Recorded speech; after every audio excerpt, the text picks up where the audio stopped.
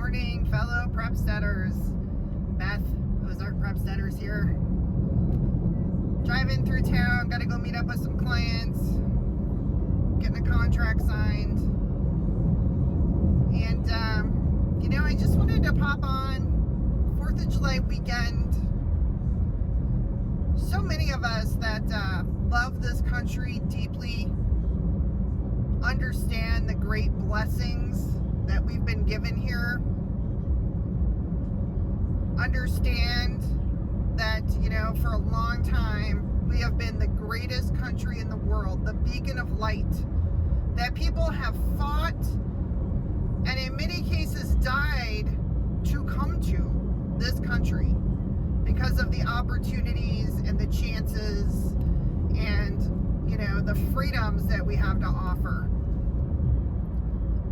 And it's no secret that, we have a large swath of our government on both sides of the aisle, Republicans and Democrats, that are trying to push us in, to enslavement, into socialism, into Marxism. And the bottom line is, the reason they are pushing, the reason they want to do that is money. They want more power and more control. And that is absolutely the bottom line. It has zero to do with what's better for our country, what's better for our citizens. The best thing you can do for your country and your citizens are to remain as free as possible, support capitalism as much as possible, and give people the opportunity to create their own destiny. That's the best thing you can do for any country. But that's not what they want. And I just realized, really just this past week and a half, we had something pretty major happen here locally that I got super heavily involved in. Randy and I both did. And just realized that my way of thinking has really changed. And I know I'm not alone, right? I've got some fellow YouTubers, Real World Prepper, Zombie Farmer, folks like that. I've seen over the past year their minds change too. And it's gone from this, look, we're trying to tell everybody a shitstorm is coming. And it's really important that we, ourselves are prepared for the shitstorm that's coming. And, going out of our way in many cases to argue the point, to try and wake people up to, the shitstorm isn't coming, the shitstorm is here. Like, it's here. And the time for niceness and politeness and to gently try and win people over, it's over. When you have one of the largest communication platforms in the world focus in on your country and encourage citizens to turn on each other and report each other, which is what Facebook rolled out this week, you're inches away from communism now. Inches. Like, this idea that somebody's going to step in and save us, that the election is going to be overturned this late in the game, and Trump's going to ride in and save us all, it ain't going to happen, folks. It is not going to happen. And even if the election were overturned, the left would use that as an excuse to set the evil free. They would turn BLM and Antifa on our country. They would set them loose and provide the bombs. That's what would happen. And then all bets are off. And then we're into, a destabilized civil war anyway. And our country as we know it is over. It's just over. So what I think, and I'm just one person, person. And I know I've got some like-minded folks out there, but even then, we're just a handful of people in a real loud world. But what I think is that it's going to come down to the states.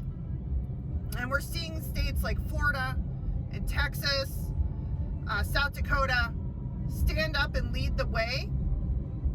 There will be more states that follow suit. And our nation's going to be split in two. If we have any chance of surviving as America, any chance of any part of us surviving with American constitutional values, it's going to come down to the state splitting. So what I've been saying for a while now, and what I'm actually physically doing in my part of the globe here, is to encourage people to get super involved at the hyper-local level. Right? So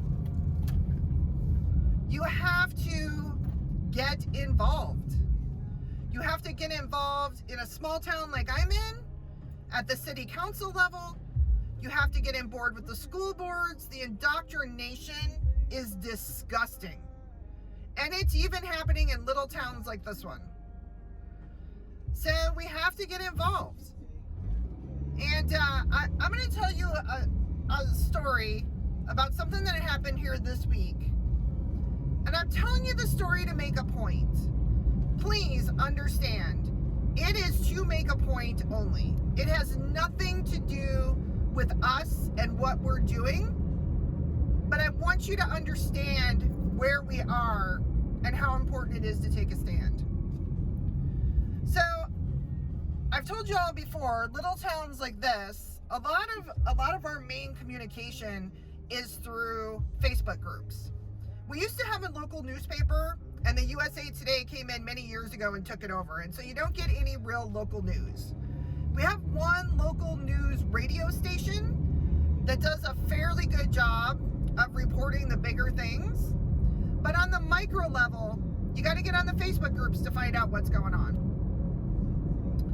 So I guess it was maybe 3 or 4 weeks ago, a young autistic man, nonverbal, early 20s, got out of his home and was missing for several hours. And it was all over the Facebook, you know, hey, can everybody keep an eye out for this young man? They found him, all was well, until last weekend when he got out. And we were having oppressive heat in the high 90s with 85 to 90% humidity. And he got out of his home, very rural, they live out in the woods, but they live near one of our major highways, a road like I'm on right now, one of the main in and outs out of town, one of the main roads the tourists use. Traffic moves fast. Anyway, he was missing for 30 hours. He escaped in his pajamas with 2 mismatched socks. That was it. So a manhunt of sorts went underway. Randy and I went down to try and help out. Well, first of all, the first day I went out hunting for him on my own in the car. By the second day, you know, they had started to form kind of a search party. Back to the local Facebook groups. At this time, the local loudmouth socialist is on there reporting private details about this family. They're extremely poor. And she comes down on the camp of poor people don't have any rights, and therefore the state should move in and take this boy away from his mom. She also has another special needs son who is not an adult. He's 16. The trash talk that ensued around this family and their poverty is enough to make you lose all faith in humanity. There was no talk of helping this family other than to get the children away from the mother. The mother is a single mom, 0 to no income. She has extreme health issues. She's doing the best she can. And, you know, it's all, their house is filthy. They live in a dump.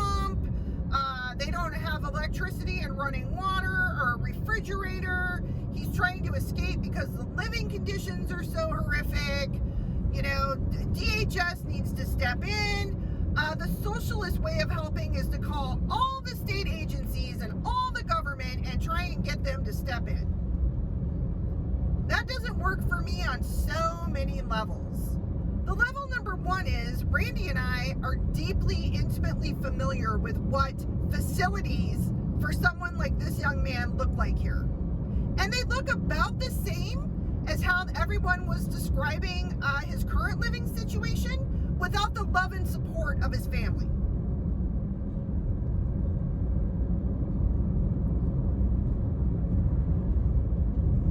I am a firm believer that one of the problems with this country is way too much government. We allowed the government to get way too large. When it comes to people in trouble, it should be family steps in first. This lady doesn't have any family here. Nobody to step in. It should be the church steps in second. That is literally our mandate from God.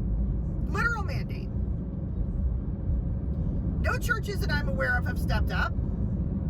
Community should be third. If there's no family and no church, the community should rally. And the government is an absolute last resort, last step. Thank God they found the young man.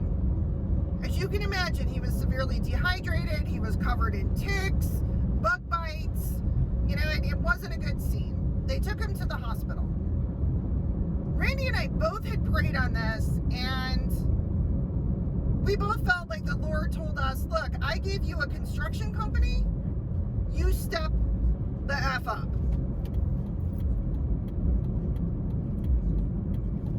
So we put out the call, look, we'll step in, whatever shape the house is in, we'll fix it. We'll make it livable. And the pushback from the socialists was, it's too far gone, you can't help them. And finally, when they realized I wasn't going to sit down and shut up and go away, things got a little different. So it used to be that, you know, I would keep my mouth shut and kind of try and be the peacemaker and all that kind of stuff. And I wasn't having it this time. You know, I've got an autistic child. I know what the realities are. I know what the realities are of having an autistic adult child in the state of Arkansas because I've been through it. And the reality is all of these fantastic, amazing, imaginary make-believe services that this socialist and her little buddies were so excited about and so sure about don't freaking exist here. And so I fought back this time, right? And I went back. Once we had let everybody know we were going to stand in, we were going to step up, we're going to rebuild this house for these folks, we will be in charge of the fundraising campaigns, you know, we'll organize everything, we'll make it happen. And she tried to step in, like all of a sudden she wanted to be Miss Helpful, and I said, how much can I put you down for? And she wouldn't answer that question repeatedly. Now, here's the part I didn't tell you. She is running for office. She is running for state office. She's a typical socialist liberal. Typical. Wants everything her way, wants to get everybody stirred up. If the thing that the issue ends up going the way that she wants it to go, she'll take full fucking, you know, yeah, I did it. It's all me. I made it happen. And if it doesn't go the way she wants to go, everybody sucks. And if only they would have listened to her, it would have been fine. I apologize for my language, folks. I'm still a little bit fired up. And I pushed back hard. And so she did what all liberals do, and she got a bunch of her little minions to show up on the page and, you know, oh, you're so rude. Oh, you're so unprofessional. Why are you attacking her? Why are you going after her? Trust me, folks, I've been here for a year. This is not the first time this socialist has gotten involved in things locally and tried to bully everybody like liberals do, tried to bully everybody and push everybody into doing the things that she wants done. It's not going to happen on my watch. I stood by and watched the socialists destroy Oregon that I loved. Being right next to Washington, we watched them destroy Washington. We all know about California. Then they came after Nevada and cheated their way into office, won, and started to destroy Nevada. Now they're going after Arizona, Texas, Idaho, Montana. They have a plan. And we cannot continue to sit by and allow them to institute their plan. Just learned that the new principal at one of the neighboring towns' schools is a Democrat. I spoke up against it. I said, hey, we need to get organized. We need to keep an eye on these people. We need to let them know that we have conservative Christian values in this area, that we abide by, live by, and believe in the United States Constitution, freedom, capitalism, and you're not going to come in here and try and change our way of life. Walmart is desperate to turn Arkansas blue. It's one of the reasons they offer, folks in the tech field $10,000 to come here. They don't want conservative techies. That's not who they want here. That's not who they're after. They're after the beta boys and the blue-haired girls. Because they truly do believe in fundamental change. Now, here's the part that kind of surprised me about the situation I was sharing. After things started to quiet down on Facebook, I started having a whole bunch of people reach out to me on the backside in private, thanking me for standing up, thanking me for having the courage to speak truth, thanking me for putting the socialists in her place, so to speak. Not one, not two, a bunch. People know. People watch. People see what's going on. People are looking for leaders. And if we get the right folks in our communities leading and standing up, we will affect change. And it could very well be our very last chance. So what I noticed, going back to the very beginning of this video about myself, is that I am no longer willing to sit there quietly as part of the silent majority, because I'm worried about how my business is going to look, because I'm worried about how much money we can make if, a portion of the community doesn't like us. We're done. Randy and I are in agreement. We're done. This is it. This is our last chance. And so I come to you with this message and I ask you, if you are not involved, if you are not doing whatever you can to fight these socialists, to fight the evil, you need to take a real good hard look in the mirror and ask yourself why. And you need to find the courage to get involved. I know it's hard. I know it's scary. But we absolutely must get involved in this last stand. And that's it for me today. I gotta go in here, gotta go to the bank, make a deposit, run a bunch of errands, and get ready for our next couple of projects. I wish you all an amazing, fabulous 4th of July. And I ask you to remember what this holiday is all about. And I ask you to dig deep Search deep within. Become the honey badger. This is our last chance to save this nation. Happy 4th of July, y'all. I'll catch you on the next one.